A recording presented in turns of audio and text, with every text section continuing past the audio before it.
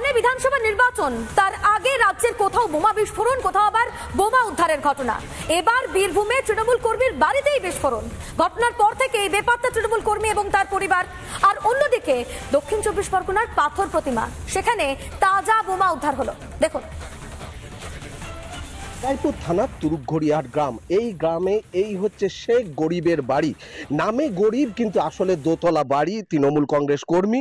তার বাড়িতেই কিন্তু হঠাৎই বোমা বিস্ফোরণের শব্দ শুনতে পান গ্রামবাসীরা, এবং এই যে জানলা, এই জানলা দিয়েই কিন্তু ধোঁয়া বেরোতে দেখেছিলেন গ্রামবাসীরা। জানলাতে যে কাঁচ লাগানো ছিল সেই কাঁচ কিন্তু রাস্তার বিভিন্ন জায়গায় পড়ে রয়েছে।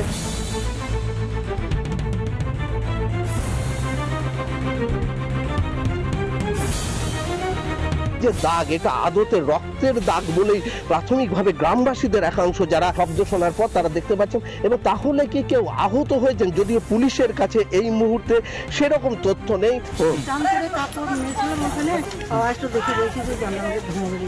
কার বাড়িতে?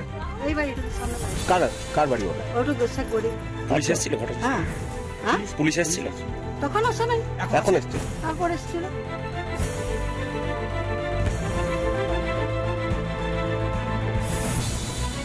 ঘটনার পর থেকে বেপাত্তা সে গরিব ও তার বাড়ির লোক। কিভাবে বিস্ফোরণ খতিয়ে দেখছে পুলিশ। এখন দেখতে হবে সে কি স্তরের কর্মী, তার সঙ্গে আদপি দলের কোনো যোগাযোগ আছে কিনা।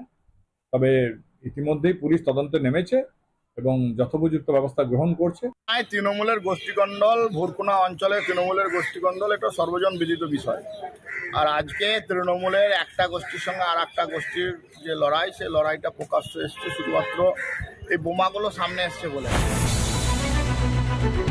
বীরভূমে বিস্ফোরণ, একই দিনে তাজা বোমা উদ্ধার হলো দক্ষিণ 24 পরগনায়।